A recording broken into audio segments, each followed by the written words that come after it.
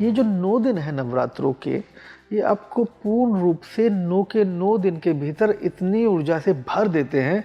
जब आप देवी को बाहर पुकारते हो तो वो आपके भीतर भावना जन्म लेती है। वह शक्ति रूपेण, तो जो शक्ति रूपेण है वो शक्ति बनकर जब आपके भीतर उतरती है और फिर वह बाहर प्रकट हो जाती है। जो भी आप मांगते हैं, जो भी आप चाहते हैं, जो भी आपके भीतर एक इच्छा है, इन नवरात्रों में मैं समझता हूँ ये कॉस्मिक विजडम को क्लाइम करने के लिए एक पासवर्ड है। तो गुरुजी, किस प्रकार उस शक्ति को अनुभव किया जाए और क्यों 9 दिनों को ही इतना इम्पोर्टेंट माना गया है? किस प्रकार 9 दिनों में वो स्पिरिचुअल असेंशन होगा, किस प्रकार देवी से वो जुड़ाव फील होगा? 9 महीने हमने माँ के गर्भ में हम रहे, तैयार हुए, फिर हम यहाँ पर आए। तो जो 9 दिन है ये वही तैयारियां हैं जो आपने वहाँ 9 महीनों में की। उस जन्म में, गर्भ में, इस गर्भ में जब आप आते हैं जी, तो 9 दिन आप इस गर्भ के नियमों को समझकर उस गर्भ का आनंद उठाते हैं। ठीक माँ भी 9 दिनों के भीतर इस गर्भ में उसको सींचती है अपनी भावना से, मातृत्व की भावना से, और उसे विराट का नृत्य देती है। और ये सब पाखंड है, ये सब। एक बार अगर किसी साधक को या कोई चैलेंज करना चाहता है कि मुझे माँ को मिलना है और मैं माँ को जानना चाहता हूँ, ये क्या सब पाखंड है, ये सब झूठ है, मैंने इतनी साधनाएं की, मैं नहीं मिल पाया माँ से, तो मात्र एक छोटा कार्य, एक दिया 41 दिन, 41 दिन लगातार, हाँ, सरसों के तेल का जी, एक कमरे में जलाकर रखे और स्वयं से उसमें मौजूद रहे वो व्यक्ति, दूसरा कोई व्यक्ति उसमें ना आए।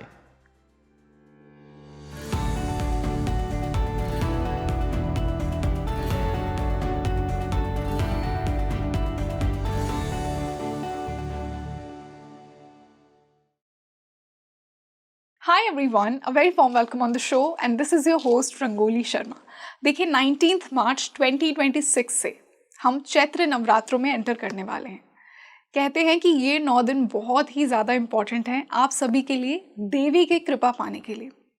किस प्रकार आप वो पात्र बन सकते हैं कि इन 9 दिनों में देवी आपसे ज़रूर कनेक्ट करेंगी, किस प्रकार उनके दर्शन होंगे, क्या कुछ लाइफ में बड़ा होगा जब ये 9 दिन पूरे हो जाएंगे, आप अपनी एनर्जी को कैसे बैलेंस कर सकते हैं। आज का ये जो पॉडकास्ट है ना, बहुत ही स्पिरिचुअल और मिस्टिकल तरीके से हमारे गेस्ट ने देवी को समझाया है। आई एम श्योर कि ऐसा डिस्कशन आपने पहले नहीं देखा होगा, स्पेशली देवी और नवरात्रों पर। So stay tuned with me till the end of this podcast, क्योंकि आज आपको बहुत कुछ इंसाइटफुल मिलने वाला है। And by the end of this podcast Devi से आप बहुत ज़्यादा कनेक्टेड फील करेंगे, just like I did while recording this podcast. और इसी स्पेशल डिस्कशन के लिए एक बहुत स्पेशल गेस्ट मेरे साथ जुड़े हैं। जब भी इनसे बात करते हैं और जो विजडम, जो डिवाइन विजडम इनसे फ्लो होता है, it's unparalleled. I would like to welcome once again Sadhguru Adi Yogi ji, जो कि वर्ल्ड गरबा अलायंस के संस्थापक भी हैं। Guru ji, a very warm welcome on the show. आज आप फिर से जुड़ रहे हैं मेरे साथ और बहुत अच्छा लग रहा है। हमेशा की तरह I am really looking forward to that divine wisdom जो आपके थ्रू हमेशा फ्लो होती है, और हमेशा आप मेक श्योर करते हैं कि मैं शिव तक पहुंच जाऊं, देवी तक पहुंच जाऊं। कैसे हैं आप? बिल्कुल आपके जैसे। आनंदित जी। कितना सुंदर आंसर है। गुरुजी, आज हम देवी पर बात करने वाले हैं। हम चैत्र के नवरात्रों को अप्रोच ही करने वाले हैं। 19 मार्च से ये नवरात्रि शुरू होने वाली है। आज के इस पॉडकास्ट से I want to make sure कि जो भी व्यूअर ये पॉडकास्ट देख रहा है, देवी से वो कनेक्शन और देवी की कृपा, देवी की ग्रेस उसकी लाइफ में उसे फील होगी। हम 19 मार्च से चैत्र नवरात्रि में एंटर करने वाले हैं, वहीं से मैं शुरुआत करूंगी। पर उससे पहले आपके साथ बैठकर आज मैं एक मंत्र से इस पॉडकास्ट की शुरुआत करना चाहूँगी। या देवी सर्वभूतेषु शक्ति रूपेण संस्थिता नमस्तस्यै नमस्तस्यै नमस्तस्यै नमो नमः। जो देवी शक्ति के रूप में इस ब्रह्मांड में विराजित है, जो देवी शक्ति के रूप में हमारी इंद्रियों में, ऊर्जाओं में, जो अभिव्यक्ति में जो संचालित है, भावनाओं में, वह शक्ति जो भावना से जन्म लेती है, किससे? भावना से। वह देवी जो भावना से जन्म लेकर ऊर्जा में तब्दील हो जाती है, वह देवी जब भावना से उत्पन्न ऊर्जाओं में फिर अभिव्यक्त होती है, वही एक शक्ति का आकार ले लेती है। तो देवी के इस समय मैं समझता हूँ कि आप स्वयं में एक देवी हैं, तो ये संसार देवी से ही प्रकट है। और देवी को समझने के लिए मैं समझता हूँ कि अब जो ये नवरात्र आ रहे हैं, तो जो आपके साधक जो वास्तविकता में देवी को जानना चाहते हैं, मुझे लगता है कि देवी अनुभव का विषय है, यहाँ अनुभव का विषय है। और देवी इन 9 नवरात्रों में, चूँकि अक्सर लोग समझते हैं सिर्फ ये पूजा अर्चना ये देवी का मात्र एक गुणगान करने जैसा है, जबकि इसका अगर आप स्पिरिचुअल साइड देखेंगे और साथ ही साथ इसका साइंटिफिक साइड देखेंगे, तो आपको पता चलेगा कि ये किस प्रकार प्रकृति में जो परिवर्तन होता है। इस समय प्रकृति बदल रही है, अभी सर्दियाँ खत्म हुई हैं, अब गर्मियों की हम तो तरफ जा रहे हैं। तो देवियों का अगर हम देखेंगे, जो नवरात्रों का जो समय है 19 मार्च, तो ये जो समय है ये कब आ रहा है? जब प्रकृति अपना स्वरूप बदल रही है, प्रकृति आकार ले रही है। तो जब प्रकृति नव चेतना में, नव ज्योति, नई सृष्टि को जन्म देने का कार्य करती है, वह देवी आज के रूप में, साइंटिफिक रूप में अगर हम इसे समझें, तो प्रकृति में जो कुछ भी है, जो भी दृश्यमान है, जो प्रकट है, वह सब देवी है। जो भी दृश्यमान है, जो भी दिखाई पड़ता है, सब देवी है। जो नृत्य है नटराजन का, जो नाद है, जैसे ये एक सोफा है, ये प्रकट है, इसके भीतर ये जो नाद है, यह शिव है। नाद शिव है और जो प्रकट है वो देवी है। वो देवी है, उस नाद से उत्पन्न। वाह। और वह नाद अगर हम उसे समझें, शिव को अगर हम एक आसान शब्दों में समझें, तो शिव शून्य है, मौन है, जी, चेतना है। शिव चेतना है, चेतना है। शिव मौन है, शून्य है, चेतना है, साक्षी है। महाकाल साक्षी है। इस नृत्य के, इस पूरी धारा पर जो नृत्य हो रहा है, यह नृत्य देवी नृत्य है। ये सब देवी ही उत्पत्ति करती है। हम सब यहाँ बैठे हैं, हम सब भी उस गर्भ से आए हैं। इस धरती पर अगर हम समझें कि जब व्यक्ति को हर रूप में सरस्वती का विवास चाहिए अपने भीतर, जी बिल्कुल, शक्ति का विवास चाहिए अपने भीतर, हर रूप में आपके भीतर एक पूर्ण पुरुष, हम पूर्ण पुरुष भी कहना है गलत होगा, पूर्ण रूपेण कहना सही होगा। ये जो 9 दिन है नवरात्रों के, ये आपको पूर्ण रूप से 9 के 9 दिन के भीतर इतनी ऊर्जा से भर देते हैं। जब आप देवी को बाहर पुकारते हो, तो वो आपके भीतर भावना जन्म लेती है। देवी के प्रति वही भावना जब ऊर्जा में बदलती है, फिर आप उस पर कर्म करते हो। जब आप देखते हैं, आप उपवास करते हैं, उपवास करने के बावजूद भी आपके भीतर एक ऊर्जा का संचार होता है। शरीर में आपके भीतर कोई थकान नहीं रहती। ये जो भावना आपके भीतर इतनी बड़ी ऊर्जा को जन्म देती है, जो शक्ति का रूप लेती है। जिस मंत्र से हमने शुरू किया, वह शक्ति रूपेण। तो जो शक्ति रूपेण है, वो शक्ति बनकर जब आपके भीतर उतरती है और फिर वह बाहर प्रकट हो जाती है। जो भी आप मांगते हैं, जो भी आप चाहते हैं, जो भी आपके भीतर एक इच्छा है, इन नवरात्रों में मैं समझता हूँ ये कॉस्मिक विजडम को क्लाइम करने के लिए एक पासवर्ड है।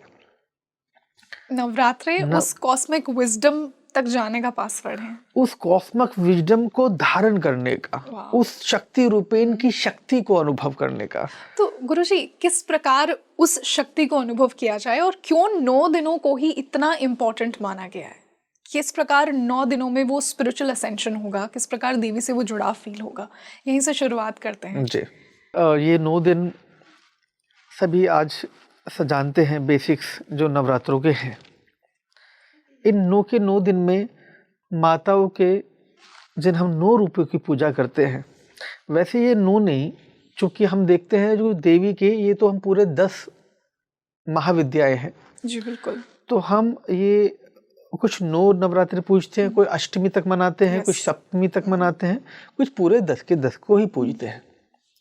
इनमें सबसे सीनियर अगर हम देखते हैं तो कौन है? सभी इनमें अगर हम देखेंगे सबसे सीनियर कौन है? जिन्हें हम श्वेत वस्त्रों में देखते हैं, वृद्ध रूप में देखते हैं, कौवा जिनसे रिजेंबल करता है। और वो कौन है? अगर हम देखेंगे वो 9 के 9 देवियों के भी ऊपर सबसे सीनियर हैं, सीनियर मोस्ट। ओके। उनका मैं अभी यहाँ नाम भी नहीं ले रहा हूँ, क्योंकि उनका नाम लेने मात्र से ही वो प्रकट हो जाती है। रियली? जो संसार में मौजूद कौवे हैं वो उन्हीं का मैसेज ड्रॉप करते हैं जगह जगह, वो उनके वाहक हैं। तो मैं उनका सिर्फ नाम नहीं इस्तेमाल कर रहा हूँ, देवी का माँ है, वो सीनियर हैं, सबसे मोस्ट सीनियर है, माँ है। आपके चाहने वाले समझ रहे हैं मैं जिनका जिक्र कर रहा हूँ। वृद्ध हैं, हमने कहा, श्वेत वस्त्रों में हैं, और इस संसार में सबसे ज़्यादा शक्ति के रूप में इस संसार में किसी के भीतर भय हो, उसे संसार में कोई बड़ी से बड़ी विजय पानी है, चाहे वह विजय इस ब्रह्मांड की कितनी बड़ी योजना से जुड़ी क्यों ना हो। तो जो देवी हैं ये सीनियर मोस्ट देवी हैं हमारी, और इनके पास जो शक्ति है इनके सामने कोई टिकता नहीं। जहाँ इनका नाम आता है, जहाँ सीनियर का नाम आता है, वहाँ तो सब अपने आप शांत हो जाते हैं। तो समझ लीजिए कि वो सीनियर हैं, आयु में भी, ज्ञान में भी, हर चीज में सीनियर है। बस वो उनका रूप अगर आप वैसे देखेंगे तो वृद्ध नजर आएगा, लेकिन एक उनका एक स्वरूप और भी है, साधक को नजर आएगा। तो ऐसे में ये जो 9 के 9 ऑर्डर हैं ये जारी यहाँ से होते हैं, इन देवी से, एक से। तो यहाँ आकर कोई टकराता नहीं, यहाँ से सब पाता है। वृद्ध का मतलब ज्ञान वृद्ध है वो, मतलब इतना एक्सपीरियंस, इतनी विजडम है उनके इतना पास। विजडम, इतना अनुभव। और वो जब कभी भी संसार में धर्म और अधर्म की बात आती है तो वो साथ खड़ी होती हैं। जब धर्म की बात आती है तो धर्म के रूप में वह, मैं समझता हूँ कि इस संसार के भीतर आज की समय में जितने भी व्यक्ति यहाँ मौजूद हैं, हम मनुष्य की बात करें, चाहे प्रकृति में मौजूद 84 लाख योनियों की बात करें, सब देवी से उत्पन्न है। किससे उत्पन्न है? देवी से। देवी से। विजडम किसके पास होगा? जो सबसे सीनियर होगा। राइट। विजडम तो उन्हीं के पास होगा। और बाकी सब 9 की 9 उस पर सृजनात्मक कार्य करती है। जो नवदुर्गाज हैं, जो नवदुर्गाज हैं, नवरूप हैं हमारे देवियों के। नवदुर्गा के रूप में, दुर्गा के रूप में भी है, सरस्वती के रूप में भी है। ये पूरे जो हमारे 9 के 9 रूप हैं, ये नवरात्रियों में अगर हम देखें, यह 9 का नृत्य उस एक विजडम के लिए है। उसके बाद जो सृष्टि लय में आएगी, जो सृष्टि धारण करेगी, वो लय वहां से जारी है। जो उसको धारण करेगी, जो उसके बाद उत्पत्ति करेगी, वह 9 की 9 उत्पत्ति करेंगी। क्योंकि वह कौन है? वह विधवा रूप में है। किस रूप में है? विडो रूप में है। और आज के समय में जो विजडम है, उस विजडम को हम कॉस्मिक विजडम कहते हैं। इस कॉस्मिक विजडम को अगर हम समझें तो अगर कोई व्यक्ति जानना चाहता है कि अगले इस पूरे वर्ष क्या होने वाला है उसके जीवन में, उसके आसपास के लोगों में, जो भी उसके भीतर सवाल हैं, वो जब देवी की आध्यात्मिक साधना करता है, क्योंकि देवी का मात्र एक तो रूप ये है, पूजा करने से हम भावना बनाते हैं अपने भीतर, जिससे भावना प्रगाढ़ हो, पूजा बाहरी पद्धति। हाँ।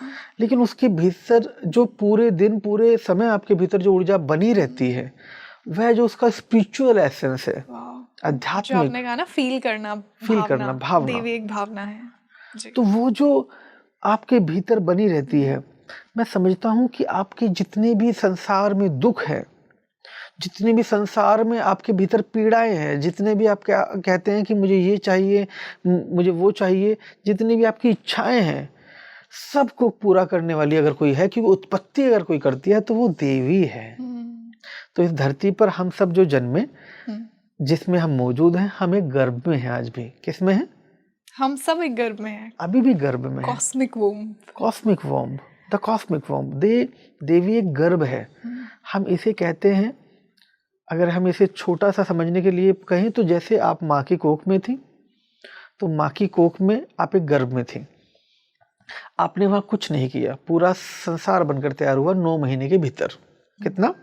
9 महीने के भीतर। यस। आपने वहाँ कुछ नहीं किया, सब बनकर तैयार हुआ। आप बस मौजूद रहे, आपका हाथ पैर पूरा शरीर बना, आपने वहाँ कुछ नहीं किया, सब हुआ। अब जब हम यहाँ बैठे हैं इस धरती में, इस गर्भ पर, यहाँ भी सबसे ज़्यादा इम्पोर्टेंट जो चीज़ है वो है श्वास। और वो श्वास भी हम ले नहीं रहे कॉन्शियसली कि जिंदा रहना श्वास लें, चल रही है अपने आप अनकॉन्शियसली। सबसे ज़्यादा इम्पोर्टेंट चीज़ है, उसके बावजूद भी हमारा उधर कोई रोल नहीं है। तो ये जो 9 महीने हमने माँ के गर्भ में हम रहे, तैयार हुए, फिर हम यहाँ पर आए। तो जो 9 दिन है ये वही तैयारियां हैं जो आपने वहाँ 9 महीनों में की, उस जन्म में गर्भ में। इस गर्भ में जब आप आते हैं जी, तो 9 दिन आप इस गर्भ के नियमों को समझकर उस गर्भ का आनंद उठाते हैं। इतना सुंदर एनालॉजी मैंने कभी नहीं सुनी कि जिस प्रकार एक बच्चा 9 महीने में डेवलप होता है, उसी प्रकार हम इन 9 दिनों में खुद को उसी प्रकार पूरा फुली डेवलप कर सकते हैं स्पिरिचुअली, हर रूप में, not spiritually only, every angle 360 degree पूर्ण रूपेण।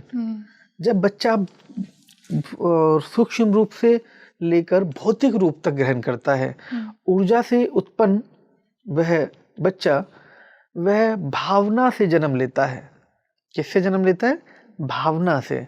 और भावना से ही वह व्यक्त हो जाता है, वह प्रकट हो जाता है। तो जो वो प्रकट, ये पूरा जो रूप है मैनिफेस्टेशन का, ये गर्भ अपने आप में कि कैसे मैनिफेस्ट होती है सृष्टि, इसके भीतर कोई नहीं था, बस एक इच्छा, ऊर्जा, भावना, और वो प्रकट हो जाता है। ये कितना गहरा साइंस है। और ऐसे ही 9 दिनों में हम ऊर्जा के इसी नियम को यहाँ धारण करते हैं। तो जो देवी आपके जीवन में जो आपको बता रही है, ये 9 दिन वो तैयारी है कि पूरे वर्ष जो आप करने वाले हैं उसकी जो कुंजी है, आपको कैसे क्या करना है, कहाँ पर क्या चीज़ रखी है, कहाँ से जाने पर आपका क्या होगा, जिस भी कार्य में आप लगे हुए हैं उस कार्य की सिद्धि के लिए कौन कौन लोग कहाँ कहाँ किस किस दिशा में मिलेंगे, कौन लोग हैं, वो सब बताती है। इस लेवल तक हम पहुंच सकते हैं। क्या पात्रता क्या होगी गुरुजी? आई एम श्योर कि कोई पात्रता होगी। भावना सिर्फ देवी के लिए, सिर्फ देवी को। माँ के लिए क्या पात्रता होती है? पुत्र के लिए अगर माँ को पाना हो, वही पात्रता। एक बच्चे के भीतर क्या भावना चाहिए, क्या चीज चाहिए? वो भावना है। क्या है? भावना। और जब भावना होती है, भावना स्पष्ट होती है, निश्चल होती है, व्यक्त होती है, तो वह पात्र हो जाती है। और वही शुद्ध भावना पात्रता को ग्रहण कर लेती है। और जैसे ही वो पात्र बनता है तो शक्ति उसे धारण कर लेती है। तो आपके जो साधक हैं, जो आज देवी को समझना चाहते हैं जी, देवी को जानना चाहते हैं, तो पहले हम समझते हैं देवी है क्या और शिव कौन है। यहाँ ये शिव को समझना भी जरूरी है जी। ये देवी 9 की 9 देवियां आई, एक विजडम है, एक देवी जो उन्हें विजडम दे रही है, सबसे सीनियर मोस्ट। उनको विजडम देने वाला कौन है? वो सदाशिव है। उनके पास विजडम कहाँ से? वो सदाशिव है। अब वो जो मौन में नृत्य है, जो मौन में नृत्य है, जो शिव है, जैसे हम अगर हम देखें जो भी हम बोल रहे हैं, जो जैसे एक भावना, एक बच्चे के भीतर भूख उत्पन्न होती है, उसे ऊर्जा चाहिए। क्या चाहिए? ऊर्जा चाहिए। उसके भीतर भावना जन्म लेती है, एक इच्छा जन्म लेती है, एक भावना भूख की। तो उसी ऊर्जा से, उसी भावना से माँ के स्तनों में दूध प्रकट हो जाता है। क्या प्रकट हो जाता है? प्रकट हुआ, मात्र भावना से वो प्रकट हो जाता है। देखिए, ये सृष्टि ऐसी है, यहाँ मात्र आपकी भावना शुद्ध हो, हाउ ब्यूटीफुल, आपका विचार शुद्ध हो, वो सब प्रकट हो जाता है। उसमें कोई वो ऐसा भेद नहीं करते कि वो छोटा है, बड़ा है, बूढ़ा है। वो तो बचपन से आपको देते आ रहे हैं। एक छोटे बच्चे को, जब वो इस संसार की भाषाओं को नहीं जानता, जब वो इस संसार का कोई मंत्र नहीं जानता, इस संसार का अगर कोई सबसे बड़ा मंत्र अगर पूछे एक शब्द में, तो वह भावना है, भाव है। शिव किससे प्रसन्न होते हैं? किसी मंत्र से। वो तो भाव के भूखे हैं। आप हर पॉडकास्ट में मुझे यही कहते हैं, भाव से प्रकट हो जाते हैं। yes. तो इसलिए वो भाव शिव है। तो जो भाव रूपेण, जो सृष्टि में जिसके जो भी भाव है, संसार में जो जो दिमाग में चल रहा है कि मेरा ये भाव है, ये मेरी इच्छा है, वह शिव है। जो उस भाव का साक्षी है, उस भाव में उत्पन्न उसका जो नृत्य है, वह देवी है। अब ये जो 9 डायमेंशंस में ये कार्य होता है पूरा, कितना? 9 डायमेंशंस। ये 9 डायमेंशंस में एक मैट्रिक्स बनती है। अगर हम 9 के इस क्रम में देखेंगे तो वो आपका पूरा का पूरा एक स्वरूप ले लेता है। जो भी आप करना चाहते हैं, होना चाहते हैं, जो इच्छा मात्र आपके भीतर जन्मी, वह उस पर नृत्य शुरू होते ही वह 9 की 9 देवियां अपना कार्य शुरू कर देती हैं। इन 9 दिनों में हर समय, हर पल, न दिन और रात, हर पल नृत्य करती ही रहती हैं। इन 9 दिनों में तो सबके भीतर का अगर व्यक्ति को जानना है, नृत्य तो रुकने वाला नहीं है ना, नृत्य तो निरंतर होता रहता है। विचार कहाँ रुकता है? विचार तो नृत्य है। ये संसार एक विचारों का ही तो नृत्य है। इस संसारों में जो कुछ भी मौजूद है, सब विचार ही तो है। आपको जो विचार आ रहा है जी, इस विचार को देने वाला कौन है? अभी जो हम बात करते हुए विचार आपको आ रहा है, और जो आपके सुनने वाले हैं, व्यूअर्स हैं, उनको भी जो उनके भीतर जो प्रकट है, जो शाश्वत है, जो अनवरत है, जो चले जा रहा है अनंत रूप में, वह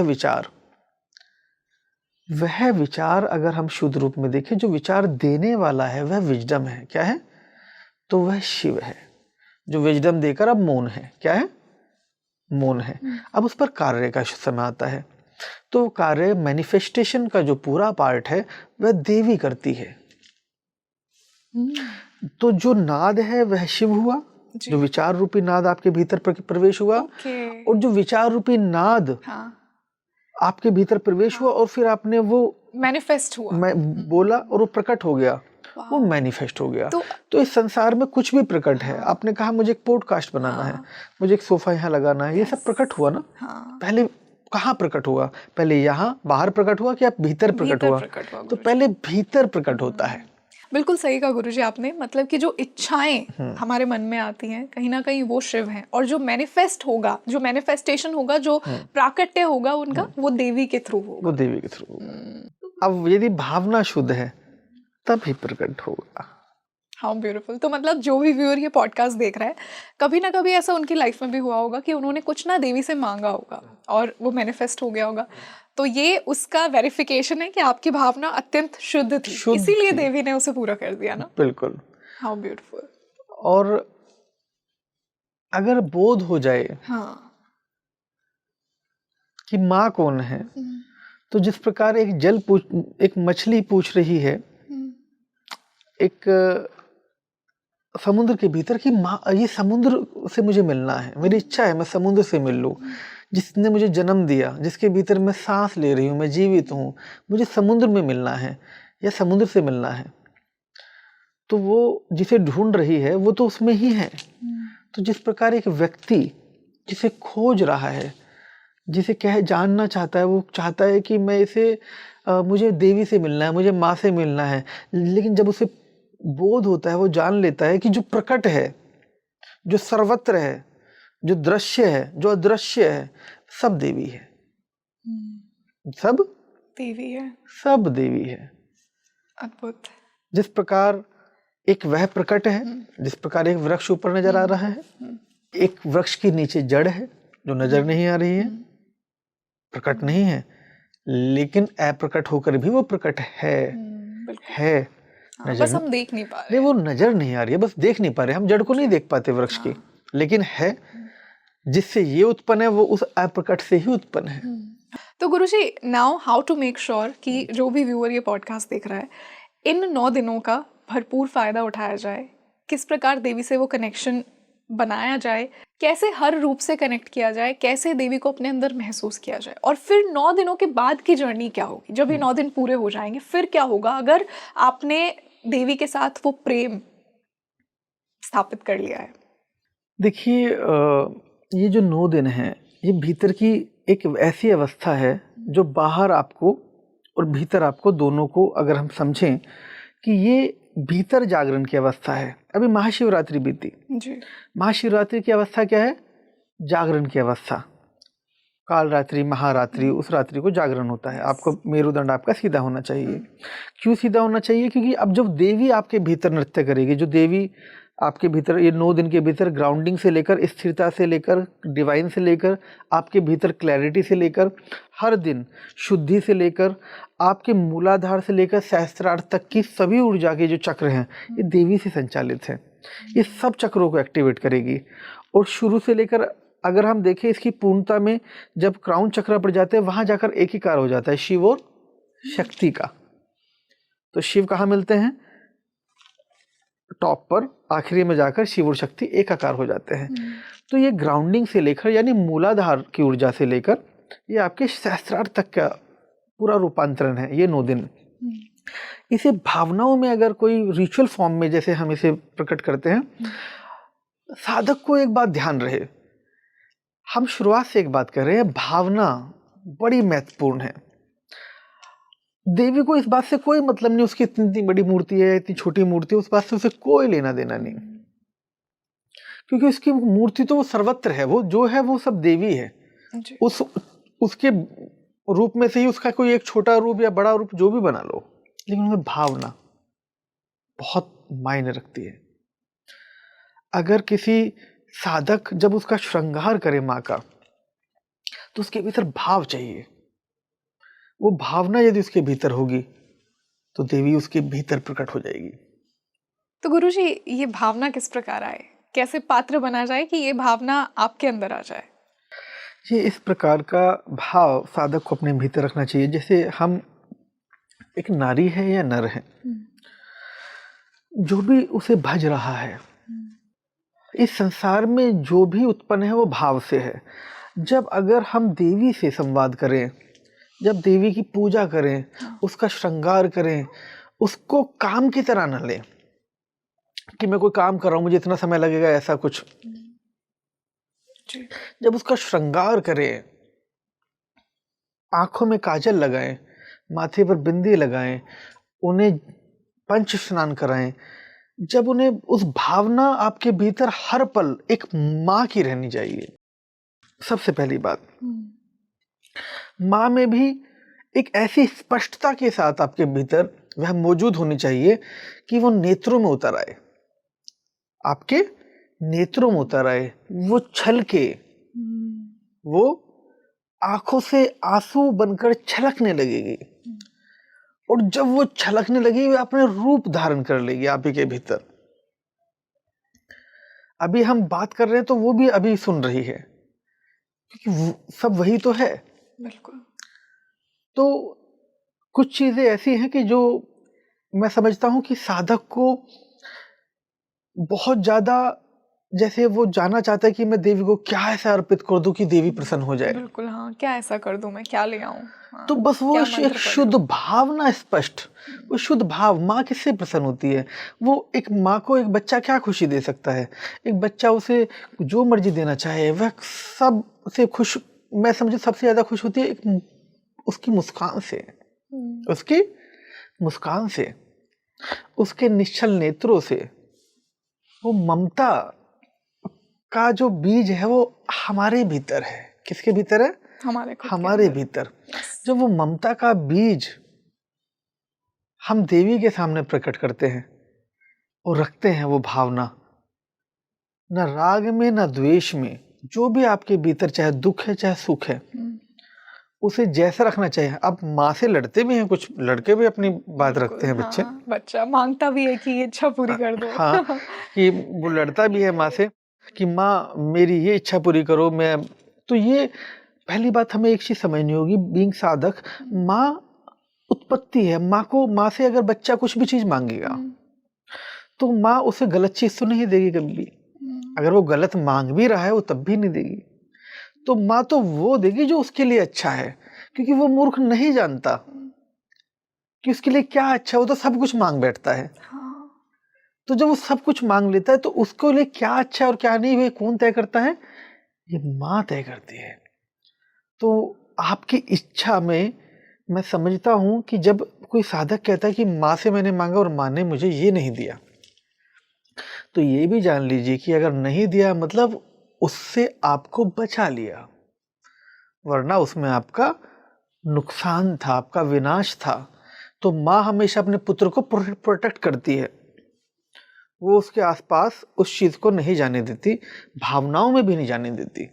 अगर भावना भी आपके पुत्र के भीतर कोई गलत आ रही है तो माँ उस भावना को ही नष्ट करने का प्रयास करेगी, उस वातावरण को बदलने का प्रयास करेगी आपके आसपास कि नहीं बेटा उसके साथ मत बैठ, उसके साथ। तो वो जो भावना है माँ उसे बार बार प्रोटेक्ट करेगी। क्या करेगी? प्रोटेक्ट करेगी, रक्षा करेगी।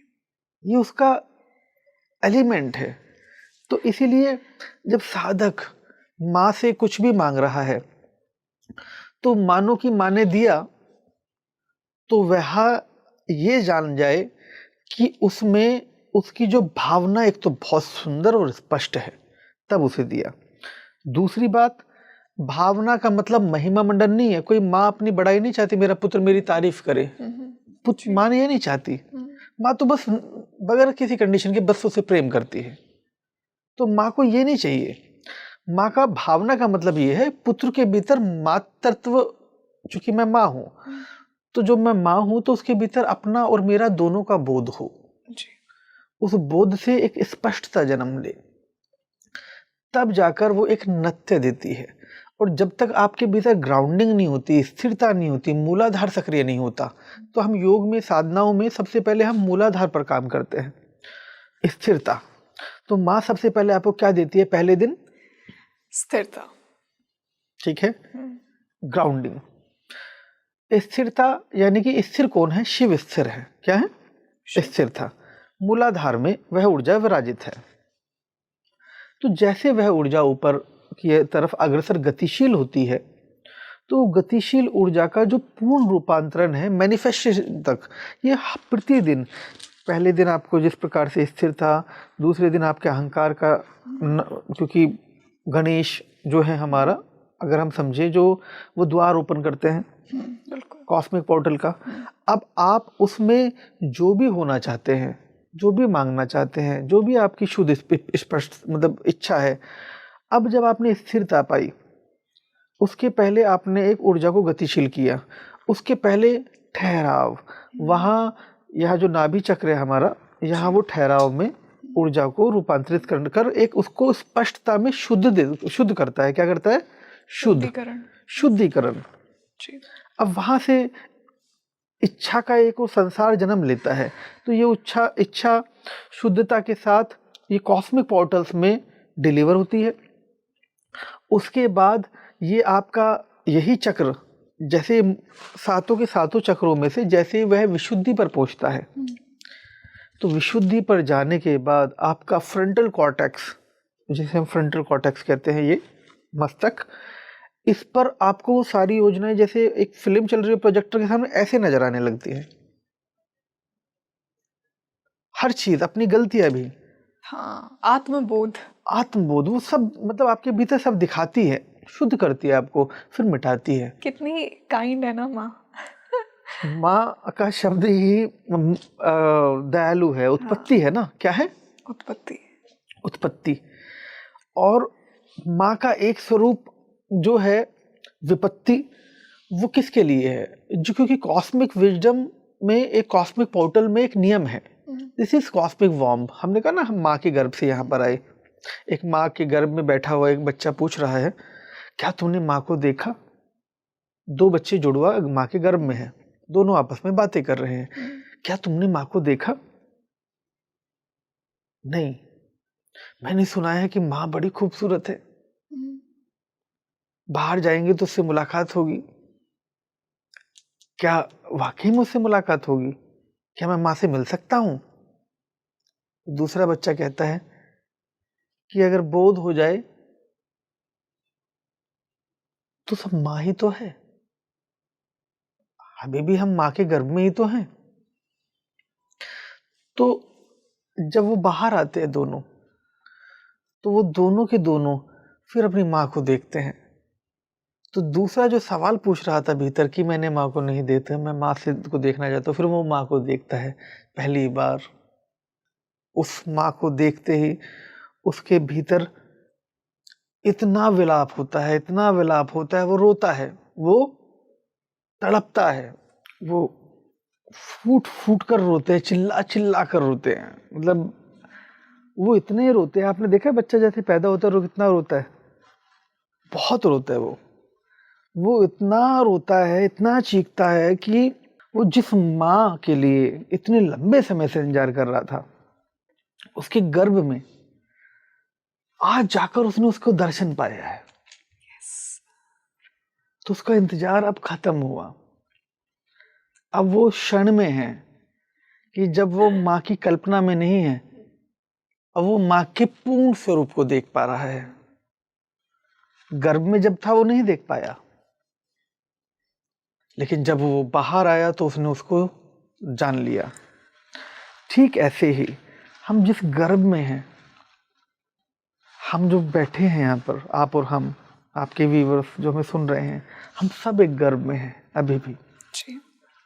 हम जिस माँ की यहाँ बात कर रहे हैं कि क्या माँ को देखा है कभी, वो कैसी दिखती होगी, ये सब बातें बिल्कुल उसी प्रकार की हैं जिस प्रकार एक बच्चा माँ के गर्भ में वो डिस्कशन कर रहा था, और बाहर आने के बाद वो उससे मिलता है और चीखता है, अपनी भावनाएं रखता है। तो जब आप माँ के द्वार में जाते हैं आज भी कहीं भी, तो आप देखते हैं व्यक्ति एक साधक फूट फूट कर रोता है माँ के सामने, उसके स्वरूप के लिए, उसके दर्शन के लिए, उसके भीतर और बाहर, उसके वो जब उसके स्वरूप को देखता है कि वो इतनी विराट है, वो इतनी विराट है, तो वो सरेंडर, आत्मसमर्पण करता है, पूर्ण विसर्जन। और मैं समझता हूं कि इस संसार में ये कितना सुंदर है कि हम अभी भी उसके गर्भ में ऐसे सींचे जा रहे हैं कि जैसे हम माँ के गर्भ में सींचे जा रहे थे। पूरा शरीर बनकर तैयार हुआ, एक आकार दिया। आज भी हम छोटे से उस बचपन से जब बाहर आए, तब से लेकर आज भी हम आकार ले रहे हैं। आज भी वो हमें आकार दे रही है। हम एक छोटा बच्चे भी रहे, आप एक छोटी बच्ची भी रही, आप जवान भी हैं, आप वयस्क भी हो जाएंगी, आप वृद्ध भी हो जाएंगी। लेकिन इन सब में से अगर पूछे कि आप है कौन, क्या वो छोटी बच्ची? अगर माँ के लिए पूछोगे तो आप वही छोटी बच्ची हैं। किसके लिए? माँ के लिए। क्योंकि जब आपने एक बच्चा जब पैदा होता है और माँ को देखता है तो माँ विराटी होती है, माँ विराटी होती है, वही सत्य है। और फिर वो ऊर्जा देकर फिर वो अपने जैसा बलिष्ठ बनाती है, उसे शक्ति देकर, वो अपनी भावना से उसे सींचकर वो उसे अपने ही जैसा विराट बनाती है। एक माँ अपने पुत्र को, तो ठीक माँ भी 9 दिनों के भीतर इस गर्भ में उसको सींचती है अपनी भावना से, मातृत्व की भावना से, और उसे विराट का नृत्य देती है।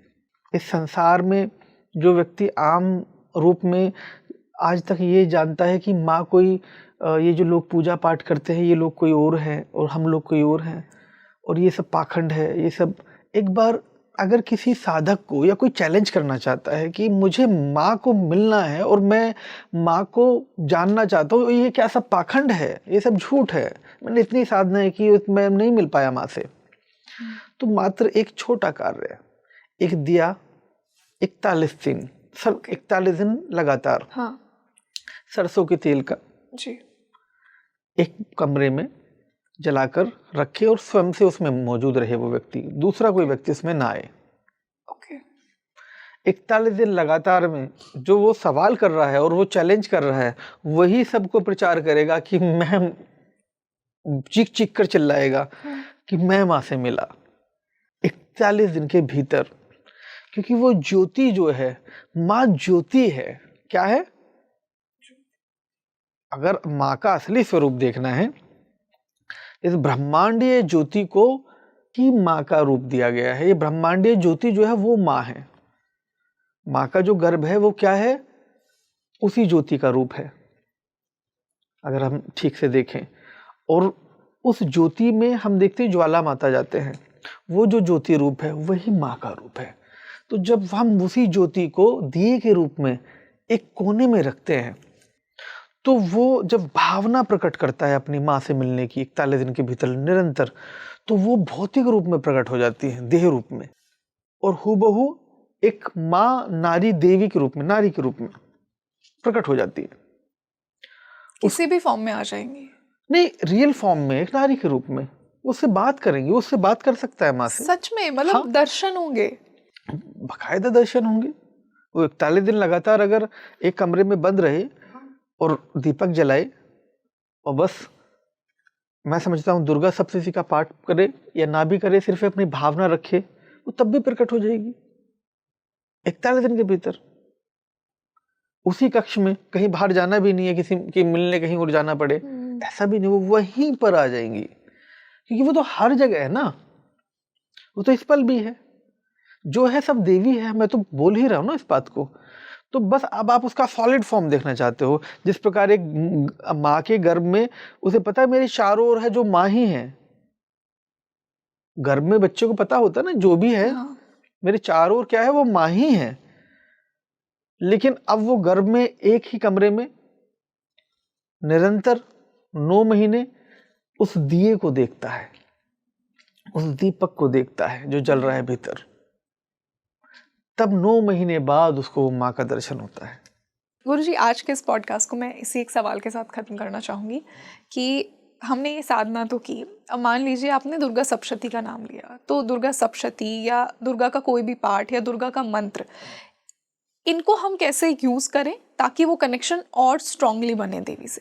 क्या सबसे ज़्यादा पावरफुल है? क्या ईजीएस्ट तरीका है कि देवी आपसे प्रसन्न होंगी अगर आप इस मंत्र का जाप करेंगे, अगर आप ये पाठ पढ़ेंगे? कौन सा है वो? दुर्गा सप्तशती जो है वास्तविकता में अपने आप में एक पूरा संसार है, और अगर वो पूरा पढ़ सकता है, 700 श्लोक है, सभी श्लोकों को क्रमवार तरीके से यदि वो करे तो उससे अच्छा कुछ नहीं है। लेकिन वह सरलता ढूंढता है, आसान चीज़ें ढूंढता है। वो कहता है कि मैं अपनी डेली रूटीन में, लाइफ में उतना समय नहीं मिल पाता कि मैं साधना करूं या उपवास करूं या अपना समय दे पाऊं, तो वो सिर्फ माँ को सिर्फ शुद्ध रूप में पुकारे। यदि वो संस्कृत जानता है तो श्लोक का उच्चारण करे, लेकिन वो संस्कृत नहीं भी जानता है तो सिर्फ वो माँ अपने आप में जो संस्कृत है, जो जितनी भाषाएं हैं, सारी भाषाएं संस्कृत से जन्मी है।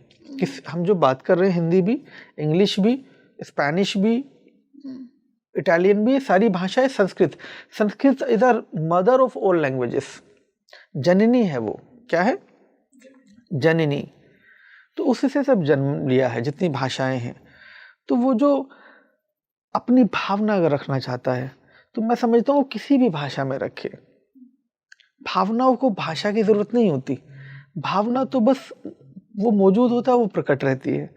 तो वो सिर्फ हमने कहा भावना से रखे, वो उसको माँ के रूप में ही जाने, माँ ही जाने, और उसको अपने घर में एक निरंतर अखंड ज्योति कम से कम 9 दिन तो निरंतर जलाकर ही रखे। और अगर 41 दिन रखे तो क्या ही कहने। वो रक्षा के रूप में स्वयं उत्पन्न होगी, वो आपकी रक्षा करने के लिए भी आएगी, वो आपसे बात भी करेगी। 41 दिनों से लगातार अपने वहाँ रखें। और अगर पूरा जीवन कोई कष्ट नहीं चाहते, पितृबंधन, जो कार्मिक इंफ्रास्ट्रक्चर बैलेंस नहीं होते, और कई बार बंधन हो जाता है व्यक्ति को, बहुत ज़्यादा जीवन में मैं समझता हूँ कि ऐसी ऐसी स्थिति उत्पन्न होती है व्यक्ति के जीवन में कि वो परेशान रहता है, उसके बच्चे नहीं हो रहे, उसका कुल आगे नहीं बढ़ रहा है, वो इतना परेशान है, वो क्या सोच रहा है कि मैं क्या करूँ मेरा कुल आगे बढ़े। तो जो कुल आगे बढ़ता है वो अपनी कुल देवी को प्रसन्न करे, कुल की देवी ही उसको आगे बढ़ाएगी। तो वो कुल देवी का दीपक अपने यहाँ निरंतर जलाकर रखे तो उसके यहाँ कुल का दीपक कभी बुझेगा नहीं, वो हमेशा चलता ही रहेगा। जो माताएं बहुत परेशान हैं, बहनें बहुत परेशान हैं कि मुझे पुत्र प्राप्ति नहीं हुई, मुझे पुत्री प्राप्ति नहीं, मेरी कोख सूनी है, तो वो बस मात्र एक दीपक कुल देवी का जलाकर रखे, सब अपना आप हो जाएगा। जिस प्रकार इस धरती पर जब जीवन नहीं था,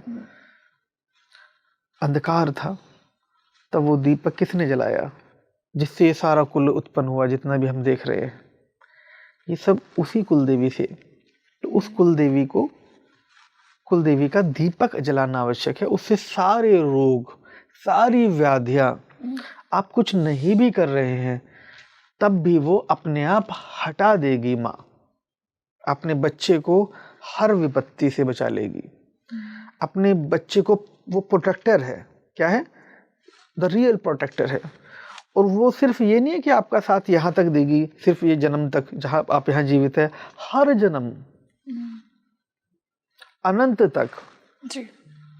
जो भी आपको बार बार उत्पन्न करेगी वो माँ ही उत्पन्न करेगी, तो साथ भी वही देगी आपका, अद्भुत, अनंत तक। बहुत सुंदर। एंड आई एम श्योर गुरुजी आज के इस पॉडकास्ट के खत्म होते होते वो कनेक्शन, वो जो भाव की आपने बात की ना कि माँ तो सिर्फ बच्चे का भाव देखती है, वो भाव हम सब में उत्पन्न हुआ हो। आई एम श्योर आपने देखा, मुझ में तो जरूर हुआ। किसी ने पूछा एक बार हमसे कि गुरुदेव मैं मुस्लिम हूँ, मैं माँ को पूछ सकता हूँ क्या? हमने कहा क्यों, तुम्हारी माँ नहीं है? उन्होंने कहा हाँ है। तो उन्हें क्या कहते हो? अम्मी। तो मैंने कहा अम्मी कहो, मम्मी कहो, मदर कहो, माता कहो, माँ तो माँ है। भाषा का ही तो भेद है, वो भाषाओं में नहीं है, वो भाषाओं से परे है। जो सब है बस वही माँ है। तो उसके लिए कोई भी किसी भी संप्रदाय का हो, वो सब माँ को पूजते हैं, पूरी दुनिया माँ को पूजती है। यहाँ तक कि Christian world, Jews, west world सब माँ को पूजते हैं। जो कुछ भी ताकतवर है, जितनी भी दुनिया में ताकत है, सब माँ को पूजते हैं। इजराइल के झंडे में जो ट्रायंगल है, जो स्टार है, वो ट्रायंगल एक ऊपर है एक नीचे है। सो अबव सो बिलो, जड़ और चेतन। ऊपर शिव का है ट्रायंगल और नीचे देवी का है। तो वो भी देवी को बलि चढ़ाते हैं, उनके यहाँ भी बलि प्रथा है। देवी को बकरी की बलि देते हैं, वो बकरी की बलि देते हैं ना। तो वो जो एक, मैं समझता हूँ एक अपने अहंकार की बलि है। वो किसकी? अपने अहंकार की बलि, उसका आध्यात्मिक अगर मैं रूप कहूँ तो वो लोग भी माँ को पूजते हैं। पूरी दुनिया माँ को पूज रही है। माँ का पुत्र है शुक्र, शुक्र है स्टार। क्या है? स्टार। चंद्रमा के ऊपर क्या है? माँ क्या है? चंद्रमा, जल, उसके ऊपर क्या आता है? स्टार। तो वो स्टार आपको हर किसी के जिस देश के झंडे में दिखेगा, समझ लो वो माँ को उपासक है। जो भी शक्ति उसने अर्जित किया वो माँ से की है। चाहे वो अमेरिका हो, उसके झंडे में भी आपको स्टार दिखाई देंगे, कई सारे स्टार हैं। चाइना के झंडे में भी, सोवियत रूस के में भी, यहाँ तक कि लेबनान में भी, सीरिया में भी, पाकिस्तान में भी वो स्टार जरूर नजर आएगा। तो जहाँ जहाँ वो स्टार है वह शुक्र है, और शुक्र देवी का प्रिय पुत्र है। सब पूज रही है, पूरी दुनिया पूजती है उसे। तो आपके व्यूवर्स जो देख रहे हैं उनसे बस मैं यही कहना चाहूँगा, उसे पूरी दुनिया पूजती है। कोई अम्मी कहे, मम्मी कहे, माता कहे, मदर कहे, वो उससे मतलब नहीं उसे, बस उसके लिए भावना। नाम में नहीं बंधी, वो रूप में नहीं बंधी, वो तो सर्वत्र है। तो पूरी दुनिया उसे पूज रही है जी। पूरी दुनिया। आज जो लोग सवाल करते हैं सनातन पर, जो लोग आज सवाल करते हैं, उन्हें अपने ग्रंथों से ज्यादा अपनी मान्यताओं के स्वरूप का यदि बोध हो जाए, हम सब में जो यह अंतर हम अपने भीतर ही डालते हैं। हमारे भारत में कितनी विविधताएं हैं। यहाँ सनातन की खूबसूरती ये है कि यहाँ सब मौजूद है। यहाँ इतनी सभ्यता है, 50-100 किलोमीटर पर भाषाएं, खान पान, रहन सहन, भाषा, बोली, वस्त्र सब बदल जाते हैं, लेकिन फिर भी वो सब पूजते हैं उसे। पूरी दुनिया से जन्मा है। अब पूरी दुनिया क्यों पूजती है? अगर कोई सवाल करे कि आखिर ऐसा क्या है गुरुदेव कि पूरी दुनिया पूज रही है उसे? क्योंकि पूरा भारत जननी है सब, पूरी दुनिया की। तो पूरी दुनिया में जो कुछ भी गया है वो भारत से गया है। भारत जननी है दुनिया की। तो जितना भी ज्ञान, अध्यात्म, तंत्र, शास्त्र, विद्याएं, शिक्षा जब पूरी दुनिया में नहीं थी तो भारत में थी। जब सभ्यताएं, यहाँ तक कि जो उत्पत्ति है, हर कोई भारत को जीतने क्यों आता है? हर बार इन्वेडर्स जितने भी आते हैं आक्रमण करने, बार बार भारत को ही क्यों जीतने आते हैं? कोई कहता है बाबा आदम का नाम लेकर कि उन्होंने पहला कदम यहाँ रखा, कोई कुछ बताता है, कोई आदम अलैहिस्सलाम, कोई ओडिन, लेकिन भारत सबके लिए श्रेष्ठ रहा। पूरी दुनिया माँ को इसी भाव से आज भी, आप जंगल में भी जाएंगे, आप ट्राइबल कम्युनिटीज में भी जाएंगे ना, ट्राइब्स में, वो भी माँ को पूज रहे हैं। ऐसा कोई नहीं है जो माँ को नहीं पूजता। पूरी दुनिया माँ को पूजती है। इसके एविडेंसेस, वीडियोस आपको इंटरनेट पे भर भर के मिल जाएंगे। आप वो देवी का जो ट्रायंगल है, वो साइन है कि हु वर्शिप इन, आपको सब पता चलेगा कि देवी का पुत्र है शुक्र और शनि उनके मित्र है, तो काला कपड़ा वो पहनते नजर आएंगे। शनि और शुक्र मित्र है और कहते वो अल्लाह का शुक्र है, मतलब वैभव विलासिता का देवता है शुक्र, तो देगा, वो गलत नहीं करे, वो बात बिल्कुल सही है। और देवी को भी शुक्र से ही एसोसिएट करते हैं। तो जो देवी है वो मानकर चलिए कि आज की डेट में पूरी दुनिया, ऐसा कौन मूर्ख होगा जो माँ को ना पहचानता हो? बहुत सुंदर। ऐसा कोई ही शायद होगा। I am sure Guruji, bye the end of this podcast हम सब ने हमारे अंदर माँ को महसूस किया हो। So thank you so much, as always बहुत अच्छा लगा आज ये डिस्कशन करके आपके साथ। आपके भीतर प्रणाम, आपके भीतर मौजूद उस ज्योति रूप, उस देवी को हमारा बारंबार प्रणाम, और आप सबके जितने भी सुनने वाले हैं, चाहने वाले हैं, आप सबके भीतर भी उसी ज्योति को, उस देवी को मेरा बारंबार प्रणाम। तो गुरुजी मैं ये पूछना चाहूँगी कि ये जो 9 शक्तियाँ हैं, ये जो 9 दिन हैं जी, तो ये 9 भावनाएं हमारे अंदर कैसे स्थापित होती हैं, कि किस प्रकार कनेक्ट किया जाए 9 शक्तियों से? देखिए, ये 9 के 9 दिन हमारे भीतर के, जैसे हमने पूर्व में भी आपसे चर्चा की, पहला दिन हमारे मूलाधार का है स्थिरता, ग्राउंडिंग। इसको हम समझे। मैं इंग्लिश शब्द यहाँ इसलिए इस्तेमाल कर रहा हूँ क्योंकि आपके जो इंटेलेक्चुअल जो ऑडियंस है वो भी उसको समझ पाए। सबसे पहले आपको क्या चाहिए जीवन में? एक स्थिरता चाहिए। सबसे पहले ग्राउंडिंग, मूलाधार पे काम होने की आवश्यकता है, क्योंकि उसी से आपको संतुलन मिलेगा इस संसार में। और संतुलन जब तक नहीं होगा तो कुछ कार्य नहीं होगा। सबसे पहले तो डिसिप्लिन चाहिए, संतुलन।